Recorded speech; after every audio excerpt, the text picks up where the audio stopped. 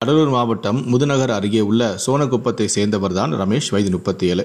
இவர் வெளிநாட்டில் வேலை செஞ்சுட்டு வராரு. இவருடைய மனைவி தான் இந்துமதி, வயது 35. இந்த தம்பதிகளுக்கு 2 பெண் குழந்தைகள் இருக்கு. ரமேஷுக்கு தன்னுடைய மனைவியான இந்துமதியுடைய தங்கையான சூர்யா மீதும் ஆசை வந்திருக்கு.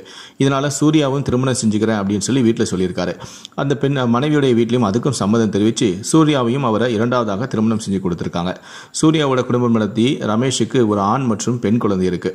மூத்த மனைவி மூலமாக 2 பெண் குழந்தையும், 2வது மனைவியான சூர்யா மூலமாக ஒரு ஆணும் ஒரு பெண் குழந்தையும் இருக்கு. மொத்தம் 4 குழந்தைகள். சூர்யா வெளிநாட்டில் வேலை செஞ்சுட்டு வராரு. இதற்கிடையில் சூர்யாவுக்கு கடலூர் முதுநகர் பகுதியை சேர்ந்த வேறு ஒரு நபருடன் திருமணத்தை மீறிய உறவு ஏற்பட்டிருக்கு. அவரை அடிக்கடி தனிமையில் சந்தித்து அவருடன் உல்லாசமாக இருந்திருக்காங்க. இந்த விஷயம் எப்படியோ ரமேஷுக்கு தெரிந்து அவர் தன்னுடைய மனைவியான, அதாவது 2வது மனைவியான சூர்யாவை கண்டிச்சிருக்காங்க.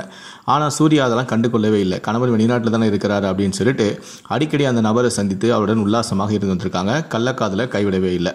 இதன் பிறகு ரமேஷ் சொந்த ஊருக்கு கடந்த 6 மாதங்களுக்கு முன்பு திரும்பி வந்திருக்காரு.